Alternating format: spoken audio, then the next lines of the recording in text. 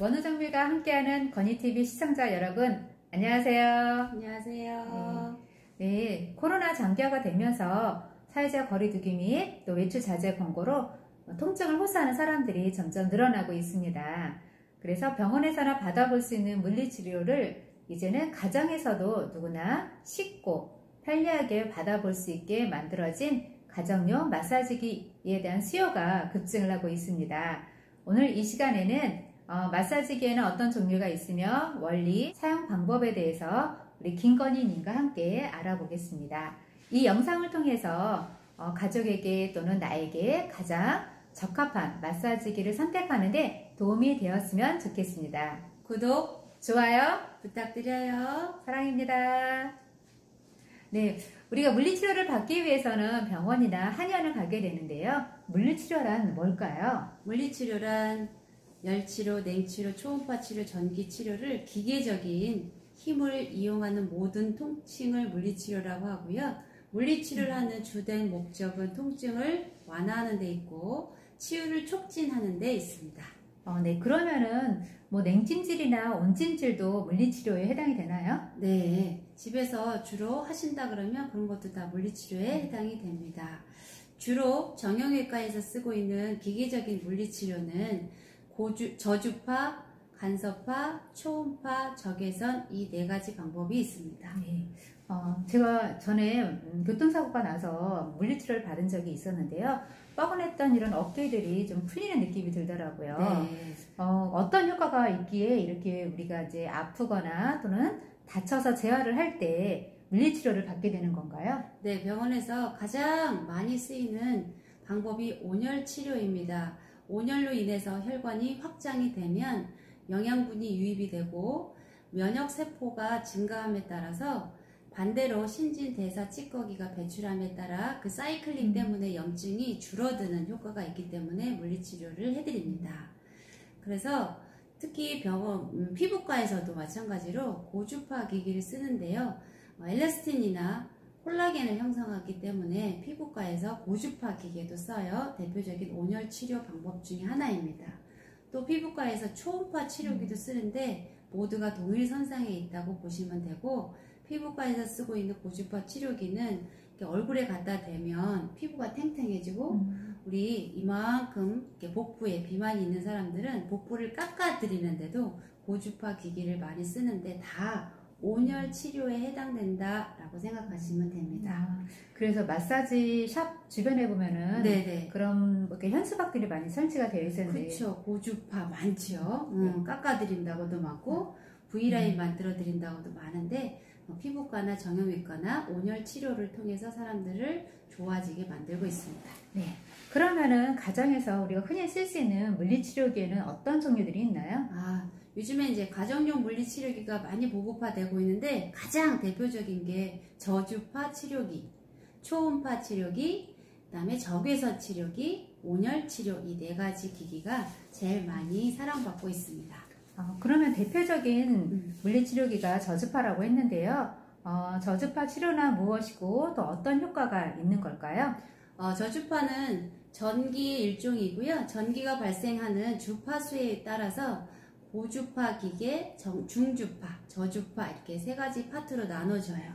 대체적으로 이제 가정에서 쓰는 기기는 저주파 기기이고요. 이제 식약처에서 저주파는 1Hz에서 1000Hz 미만일 때 저주파 범주 내에 속한다라고 고시가 되어 있습니다. 네, 그러면 그거를 저희가 어떻게 확인해 볼 수가 있죠? 상품을 구매하시면 그 상품 사용 설명서 여기에 딱 보시면 헤르츠라고 몇 헤르츠라고 꼭 써 있습니다. 그리고 하루에 그것을 몇 분을 하는지 몇 회를 하는지 꼭 써 있으니까 주의사항을 꼭 읽어보시고 저주파 기기를 사용하시면 더 좋은 효과를 보실 수 있습니다. 그러면 시간이 중요하다는 말씀인가요? 네, 저주파 치료기는 1Hz부터 1000Hz 사이에 있고요. 정형외과에서 특히 쓰이고 있는 저주파 기기는 50에서 60Hz를 쓰고 있는데 자, 무슨 차이가 있냐? 딱 하는 거하고 따다다다다 하는 거하고 따르륵 하는 게 있습니다. 네. 그래서 그거는 이제 50Hz에서 60Hz를 쓰는 것을 따르륵 이렇게 그 피부에 닿을 때 그런 느낌이 오거든요. 그런 것들은 조금 강도가 있기 때문에 15분에서 20분 이상을 쓰지 말라고 그렇게 표시가 되어 있습니다. 네, 그래서 제가 물리치료를 받다 보면은 네. 잠깐 잠이 드는데 눈 떠보면은 거의 15분, 20분 정도에서 마치더라고요. 그래요. 더 해달라고 막 하지 않았어요? 저 하고 싶었어요. 해드리고 싶어도 물리치료를 해서 못 해드린 이유는 오히려 시간이 오버가 되면 근육이 수축이 되면서 피로감을 느끼기 때문에 더 이상은 해주지 않습니다. 저는 더 받으면은 좋은 줄 알고 한번 부탁을 해보고 싶었어요. 하루에 물리치료를 받을 수 있는 의료보험은 2회 받게 되지 않습니다. 하루에. 그리고 그것도 15일 연속 받으시면 더 이상 물리치료를 받을 수 없는 게 의료보험 법에 나와 있어요. 그래서 특히나 내가 그냥 평상시에 마사지 하듯이 뭔가 하고 싶다, 그런데 물리치료는 조금 불가능하겠다 이런 생각이 드시죠? 병원에서 받으시는 것은 왜 기간이 정해져 있기 때문이에요. 횟수하고. 우리 저주파 기계를 쓸 때 강도가 이제 주파수가 약한 것들은 어떤 이점이 있냐면 통증을 완화하는 데 이점이 있습니다. 그 다음에 강도가 센 것들은 어떤 이점이 있냐, 근육을 수축하기 때문에 근력을 강화하는 데 이점이 있습니다. 그러면 적정한 게 혼용해서 쓰면 좋은 건가요? 아니면 강도가 작은 거서부터 큰 거 범위까지 같이 한 기계에 있는 기계가 좋겠죠. 그렇겠네요. 따로따로 구매할 필요가 없이. 네네네. 네. 저주파 마사지 기기는 질병뿐만 아니라 근육을 수축하기 때문에 근력을 강화하는 데 도움이 돼서 최근에 유행처럼 번지고 있는 운동이 있어요. 그래요? 그럼 또 네. 뭔가요? 피트니스에 가면 이렇게 계속 유산소 운동을 하기 위해서 러닝머신을 1시간 이상씩 뛰어야 땀이 좀 나잖아요. 네, 그렇죠. 이제는 현대인들이 러닝머신에서 1시간 뛰는 것도 귀찮아하는 시대가 됐어요. 그래서 EMS 트레이닝이라고 저주파 마사지 기기를 몸에 부착을 하고 5분 정도만 있으면 1시간 이상치 유산소 운동을 한 효과가 있기 때문에 EMS 트레이닝이라는 그런 운동법도 유행하고 있던 시절이 있었습니다. 그럴 정도로 근력 강화에도 도움이 되는 게 저주파 기기이기 때문에 요즘에 가정용 기기로 가장 많이 쓰이고 있는 기구 중에 저주파를 이용한 기기인 것 같습니다. 그 다음에 저주파 기기는 강도가 세지면 누구한테 좋으냐?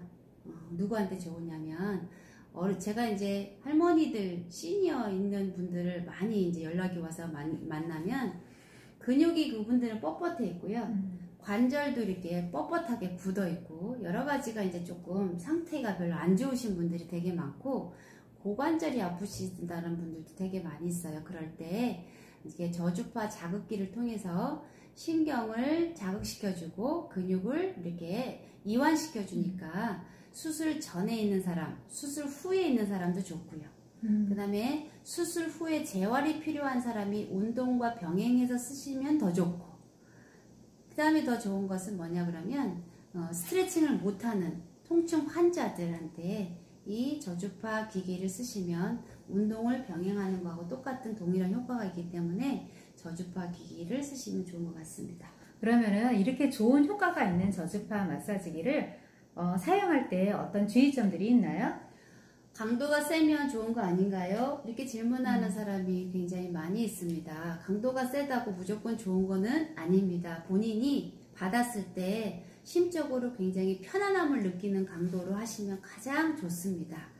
우리 몸은 강도가 세지면 세질수록 자꾸 세진 거를 원하기 때문에 이렇게 근육을 피로감을 오히려 느껴서 세지는 거는 좋지 않으니 15분에서 20분 동안 내 몸에 맞는 강도를 통해서 마사지 받으셨으면 좋겠어요. 그래서 한번 물어봐요. 물리치료기 할 때 어느 단계에서 하면 좋냐 이렇게 물어봐요. 그래서 세면 좋은 줄 알고 좀 더 이렇게 단계를 올려달라고 하는데 조금 하다 보면은 제 몸에 이렇게 경직이 되는 느낌이 드는데 이런 이유 때문에 그런 거였군요. 네네네. 그래서 단숨에 짧은 시간 동안 근육이 강직되고 수축 이완하는 거는 괜찮지만 오랜 시간 그렇게 긴장을 하게 되면 오히려 근육이 스트레스를 받기 때문에 좋은 효과를 기대하기 어렵습니다. 그래서 그 사용 설명서 안에 내용을 그대로 숙지하시고 그대로 따라 하시는 게 가장 좋은 것 같아요. 네, 꼭 기억하겠습니다. 단계는 내 몸에 맞춰서 사용해야 된다. 네네. 네, 정형외과에서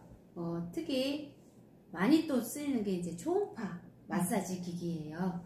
그럼 이제 저주파 마사지 기기하고 또 초음파 마사지 기기에는 또 어떤 차이점이 있는지 제가 또 한번 설명을 드리도록 할게요. 초음파 마사지기는 어떤 원리냐, 해당 부위에 초음파 마사지 기기 헤드를 해당 부위에 이제 갖다 댑니다. 그러면 이 음파가 발생이 되면서 이 마찰에 따라 열이 발생이 돼서 그 열이 신부까지 전달되는 신부 온열 치료기라고 보시면 돼요. 신부까지요? 네네. 혹시 신부열이 뭔지 모르시면 제가 잠깐 이해를 돕기 위해서 설명드릴게요. 혹시 화롯불에 고구마 구워 보신 적 있어요? 없지요. 보기만 했죠. 저는 이제 시골댁이 태생이라 화롯불에 고구마를 참 많이 구워 먹었는데, 화롯불은 고구마를 넣으면 겉에서부터 고구마가 익어서 나중에 보면 겉은 새카맣게 바짝 탔는데 속은 서리가 있어요. 네네. 그거는 적외선 치료, 빛 치료라고 생각하시면 돼. 근데 요즘에 이상한 조리기구가 하나가 나왔는데 겉도 속도 똑같아. 그런데 아주 고구마가 맛있게 잘 익죠. 네네. 그런 조리기구가 초음파 기계라고 생각하시면 됩니다. 그래서 에어프라이와 같은 기계는 초음파 기계. 그 다음에 온열 치료의 두 번째 대표적인 건 이제 적외선 치료기인데, 그거는 화롯불에 고구마를 굽는 거다. 이렇게 생각하시면 됩니다. 네. 이게 이해하기 쉽게 설명을 해주니까 이해가 되시나요? 네, 이해가 좀 빨리 되는 것 같습니다. 네, 초음파 치료기는 그래서 누구한테 필요하냐? 적외선 따뜻하게 불빛을 쏘여갖고, 적외선 치료기도 온열 치료의 대표적인 기기 중에 하나인데요. 적외선 마사지기는 피부 표면에 도움을 받고 싶으신 분은 적외선 치료기로 온열요법을 활용하시면 되는 거고, 내가 고관절이 아프다거나 저기 심층 근육으로 인해서 통증이 발생한다거나 관절이 뻣뻣하거나 이런 사람들은 초음파 기계를 쓰시는 게 좋습니다. 그렇군요. 제가 전에는 물리치료를 저도 좀 받아본다고 했는데 많이 받아보셨겠죠. 교통사고 나서 네. 딱 한 번 받아본 기억밖에 없습니다. 글쎄 증상에 따라 다르겠지만 어떨 때는 그냥 그 저주파에서만 끝나는 경우가 있어요. 맞아요. 네, 적외선, 저주파. 물론 온찜질은 기본이고 거기에 이제 적외선, 그 다음에 저주파 치료까지 받을 때도 있지만, 또 다른 목적으로 갔을 때는 초음파도 받은 적이 있었거든요. 네. 초음파 치료를 받을 때 어떤 주의점들이 있는지 제 경험이 있어서 제가 잠깐 물어보는데요. 한번 주의사항에 대해서 한번 말씀해 주세요. 모든 전기는 이제 수분이 있어야 통하거든요. 초음파 기기를 활용하실 때는 헤드 부분에 수분이 풍부하게 들어가 있는 젤을 바르지 않으면 해당 부위에 아무리 헤드를 갖다 대도 이게 작동이 되지 않습니다. 그래서 초음파 기기를 쓰실 때는 수분감이 충분한 젤을 헤드 부분에 꼭 발라야 되고요. 그 다음에 해당 부위에 계속해서 롤링을 이렇게 해주셔야 돼요. 그걸 롤링을 안 하고 가만히 있으면 이 열이 발생이 되는데, 신부열 때문에 화상의 위험이 있습니다.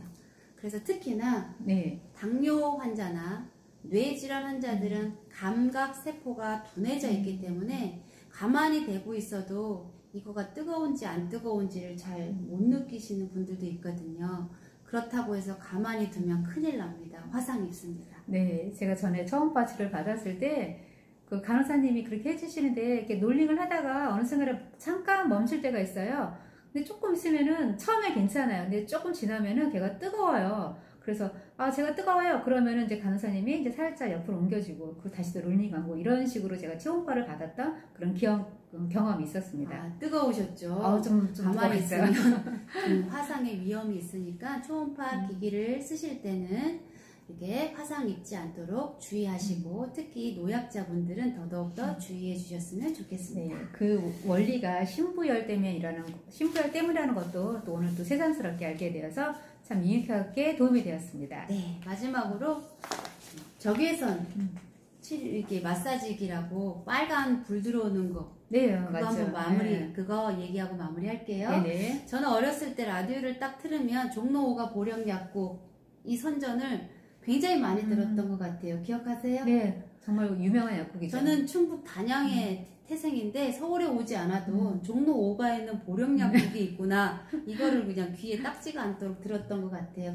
그 주변이 의료기상들이 되게 많이 있어서 맞아요. 그때 할머니들이 집에 집집마다 하나씩 다 가져온 게 빨간 불 들어오는 거예요. 그게 이제 적외선을 이용한 마사지 기기인데 마지막으로 온열 치료의 마사지기 종류 중에 하나인 적외선 마사지 기기에 대해서 설명을 드릴게요. 네. 빨간 이제 불이 들어오는 건데 이 마사지기는 표층, 피부 겉 표면을 따뜻하게 데펴주는 거라 피부 겉 표면에 통증이 있는 사람한테 통증 완화에 도움이 많이 됩니다.